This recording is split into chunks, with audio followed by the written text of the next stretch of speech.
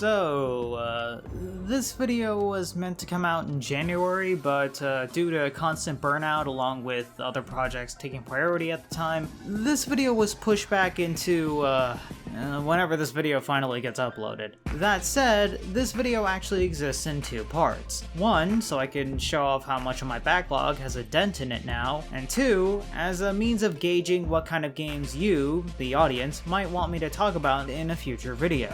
I want to expand into making videos in other genres, like reviews and such, and knowing what kind of games you'd like to hear me talk about might help me narrow down what kind of future content to make. Back to the subject matter, to help organize this, I'll be dividing things between how good the game was, going from the game that I found least enjoyable to the best game that I played in 2019. And because I have over 30 subjects to talk about consisting of games and DLCs, I'll save everyone the time and frustration of watching yet another long video on my channel by making it so that the weaker the game was in terms of quality, the less I'll have to say about it. So the cream of the crop will get my undivided attention. And with all that said, let's get started.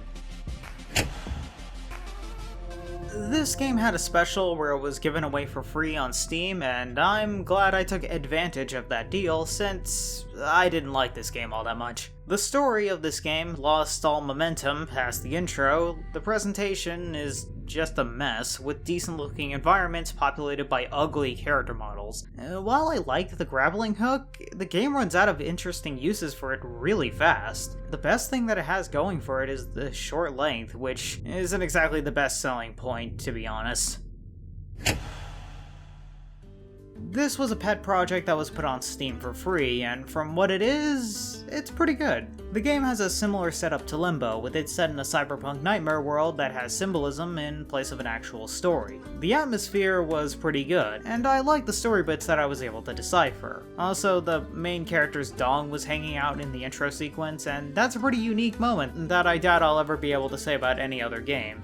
The Binding of Isaac had 2 expansions that I played in 2019, and I found this to be a step down from the previously released Afterbirth. I liked some of the new items, like Lead Pencil, Sinus Infection, and the Booster Pack items, and Apollyon is a fun character to mess around with, but I feel like there's just less good stuff here than in the previous expansion, with a lot more filler in its place. This is just a fun game to kill some time with, since it takes the simple joy of Pac-Man eating up a few ghosts and multiplies that 100-fold by eating up an entire conga line of them. The presentation is also great with the neon colors, and the different graphical choices you can switch to were a nice addition. From a handful of people that worked on Honey Pop comes an adventure puzzle game with a crude sense of humor that you wouldn't find out of place in an episode of South Park. As someone that does like the puzzles that you find in adventure games, it's actually pretty refreshing to see a game with challenging puzzles from the get-go. And I actually recommend that you have a pen and paper on standby because many of the puzzles are pretty demanding. The humor was pretty lowbrow, but I'm also incredibly immature, so it was able to appeal to me at the end. Gears for Breakfast gave this DLC away for free to people who bought the game early, and to be perfectly honest, I'd dislike this content if I actually spent money on it. The Snatcher challenges are a great idea, but I feel it hits that point in difficulty where it becomes off-putting, and it actually exposes the flaws of the in-game camera with how demanding these challenges can get. The cruise ship level was disappointingly short, with one of the 3 timepieces being a pain to get. Don't get me wrong, I had some fun here, but nowhere near as much as the base game, and that's disappointing. This is a fun game to boot up with your friends. Yeah, it's just golf, but the simplicity is what makes it easy for anyone to play, as the courses are the main attraction here. There's a good amount of variety to keep things interesting, and you can even alter things like the shape of the golf balls or even the physics to make things more interesting. Party Pack 3 has been the go-to game on my Discord server during a game night, since you only need 1 copy of the game to play with peeps. The selection of games here is pretty solid, with my favorites being Quiplash, Trivia Murder Party, and TKO. There's not much to say here, just boot it up with some friends and have a blast. This one battle is pretty fun to fight against, since the difficulty feels like the boss from the second half of the game, so the challenge is there, but it's still easy to get in the zone and beat it. Sadly, the boss doesn't add much to the story, what little was in Fury, but I do like his design, and him ripping off his arm in between phases was pretty interesting to say the least. This was a pretty fun, albeit a very flawed experience, to the point where I consider it to be a miracle that this even got sequels. In the greatest moments, the level design, atmosphere, and subtle storytelling are some of the best in recent memory. The worst moments have some BS difficulty spikes, an overly complicated upgrade system, and a mechanic that makes the game harder, which the game never tells you about. Yeah, I had the desire to throw the disc into the sun at times, but once I got past the jank, I was left wanting more of From Software's other titles. Minute is a cute little adventure game made in the style of the top-down Legend of Zelda games. The gimmick is that you only have one in-game minute to complete a task before the day restarts, though some things like items, upgrades, and shortcuts will stick around in between the rewinds. It's a short game that makes the most of its simple premise, and that's what I like the most about it. The Last of Us is a game that's well put together, albeit severely unoriginal. Judging solely by the presentation and the level design, it's not hard to see why this was a Game of the Year contender when it was released, but the scripted nature of things kinda bogged down my experience as a whole. I did like the more realistic feel of the game compared to Uncharted, and the crafting system was well implemented, so there is a good foundation for a successful follow-up, and I am looking forward to it. Bad box art notwithstanding. Never challenge Twitter with all those damn accounts that are horny on main. Honeypop deserves praise for being the only porn game that no one will judge you for owning, and having compelling gameplay in a title that you primarily bought for the boobies. Like in this hentai dating sim, the puzzles are what compelled me to keep playing. The characters are well designed, and a few of them have an entertaining personality. Though what kind of bugs me is that the dialogue feels a little divorced from reality. I mean, if I asked a girl what her cup size was, the only thing I'd learn is how large her palm was. And no, I don't really have a best girl from this game, I actually have self-respect. Belly is pretty nice though. This game was sitting in my backlog for a while now, and I'm glad that I finished my playthrough of it. The charming presentation was what won me over, since it does look like more of Kirby's Epic Yarn, but I feel like the levels use the aesthetic better than that game. I also like how all the items are useful now, with beads being used for optional power-ups, flowers being used for bonus levels, and the yarns being used to unlock different colored Yoshis to play as. Overall, this was a nice chill game to play, and I'm glad that I can say that a modern day Yoshi game is in the same ballpark of quality as the original Yoshi's Island. Basically F-Zero but for non-Nintendo consoles. Redout is fast, difficult, and a blast to play. The game is visually stunning, and the game is hard as hell, but it is still a good time, especially since Nintendo isn't planning on making a game like this in the near future. The Tomb Raider reboot was a bit of a mixed bag at first, but overall I grew to like this modern day style of Lara Croft. It's no surprise that this game takes many of its cues from the Uncharted series, but after the introduction, the game starts to form its own identity. Getting a growing arsenal of tools and items gives the game a Metroid-esque style of progression, along with the optional tombs being a great source of resources, though the fact that the tombs in a Tomb Raider game are optional kinda shows that the series has a long way to go. Maybe I should play the sequels at some point. Tetris has been around forever, to the point where a new game really doesn't mean much unless there's a new selling point. The selling point of Tetris Effect being a gorgeous visual style that creates a perfect zone-out experience that, even without a VR headset, kept me glued to my PS4. It also has an amazing soundtrack that has beats that are added as you play the game of Tetris, giving every action in the game a nice flow. Now this is a good expansion. The Binding of Isaac had a lot of great content in the base game, and this DLC expands that with plenty of great items for the pool, improvements made to synergies, a new character Lilith, extra variants of the existing floors, along with new enemies and bosses. Along with all of this is Greed Mode, which is an excellent mode that balances out a risk and reward system that concludes with one of the best bosses in the game. A pretty dark and out there point-and-click game that challenges you to figure out what is fantasy and what is reality. The visuals of the game is both disturbing and alluring. Despite how bloody the imagery can get, there is always something visually interesting to see. The story has an Alice in Wonderland vibe to it, though in this case the disturbing elements are more upfront, but I do like how fantastical it gets, as it matches the mind of the protagonist. Though what I like most about the game's horror is that it always found a way to catch me off guard throughout the whole game, which is rather impressive. a high-bid pixel art game that could have gotten away with just being a fun 2D platformer, but went above and beyond in certain areas, one of which is the collection of boss fights, which are a blast and a half to fight against, and how memorable the story is. It reminds me of Cave Story with how certain events are structured and how it does not pull any punches when things get serious, which I feel is exacerbated more by the cutesy character designs and the bright color palette. This is definitely a game I want to talk about in the near future. Basically the underwater equivalent to Journey. It's a relaxing experience when you're traveling through the world, taking in the gorgeous scenery and that great score. Though I'd put it slightly above Journey in the fact that there's more exploration, and I find that the underwater locations and the sea life to be more visually appealing than Journey's desert. Though I'm not all that fond about how its themes are more obviously spelled out when compared to the more ambiguous themes in Journey, since I felt the story was more relatable in that game.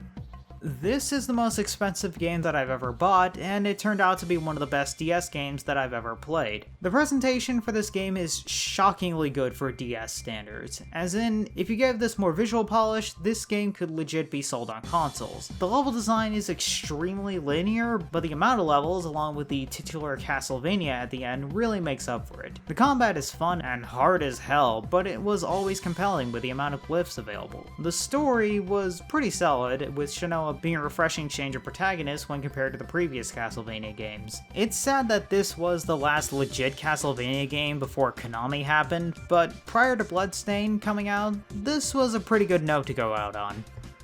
This was my first romp through the Mario & Luigi series, and it was a damn good one. The battle system is pretty well done, with it being simple enough to pick up and play, but the button timing adds texture to the turn-based combat that leaves a lot to master. The story was a lot of fun, and one thing that caught me off guard is just how excellently paced the game was in the first half. That and the Bean Kingdom feels like a fitting extension to the Mario universe. The second half of the game wasn't as good, but the objectives were still fun, and the major villains like Cackletta and Fawful made the endgame worth it. Also, rest in peace, Alpha Dream.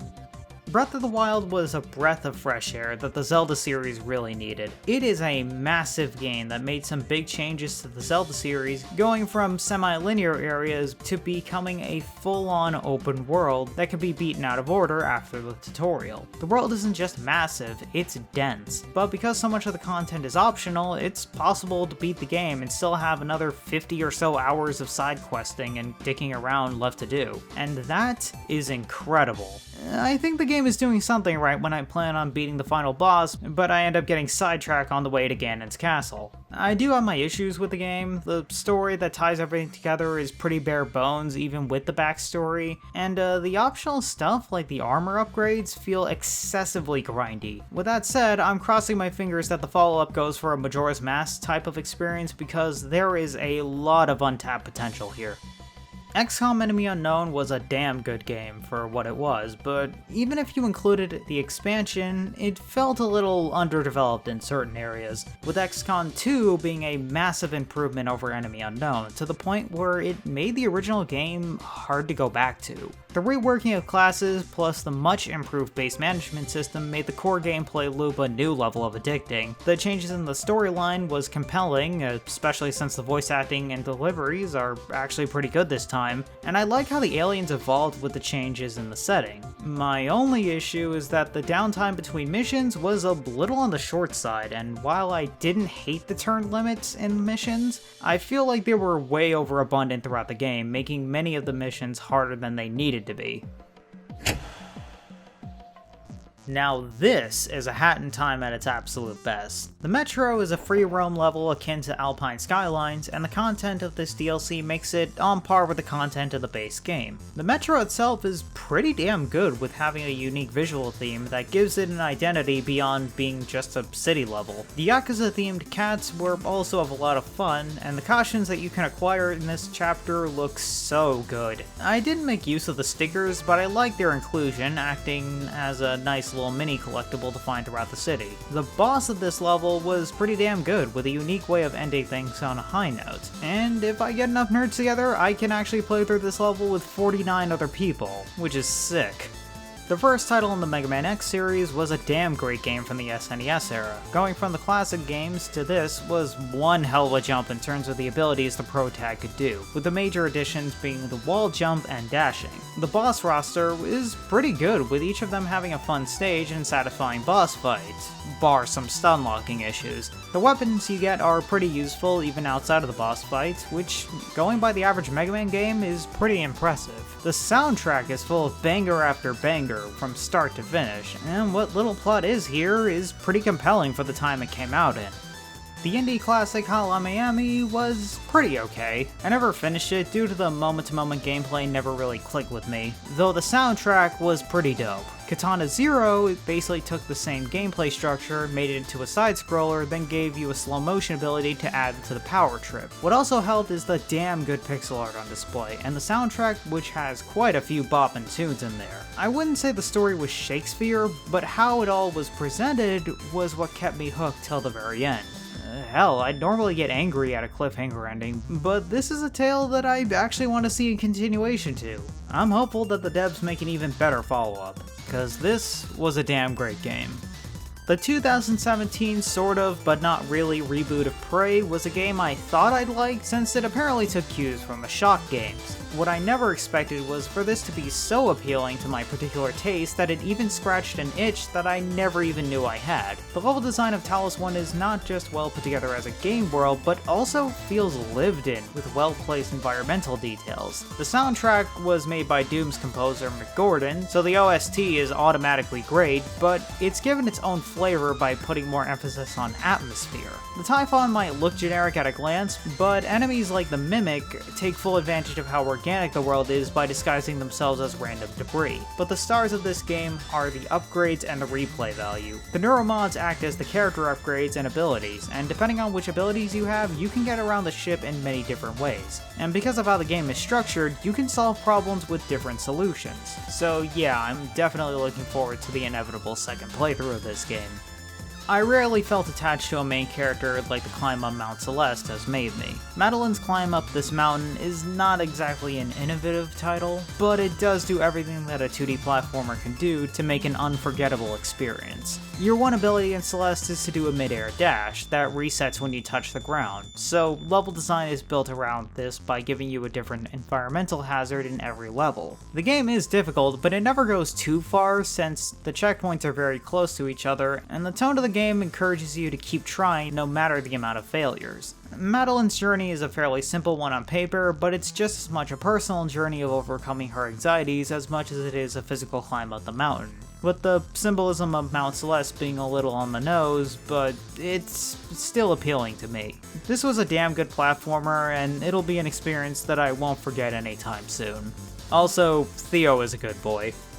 Doom 2016 is a game that I thought I'd like since it was an over-the-top first-person shooter taking more cues from the older Doom games, but in this case, it modernized all of its older mechanics by taking elements from modern titles that I really like. So Doom is an amalgamation of the classic Doom games, Platinum action games like Bayonetta and Metal Gear Rising, along with Metroid Prime of all things, combining into a well-made title from beginning to end.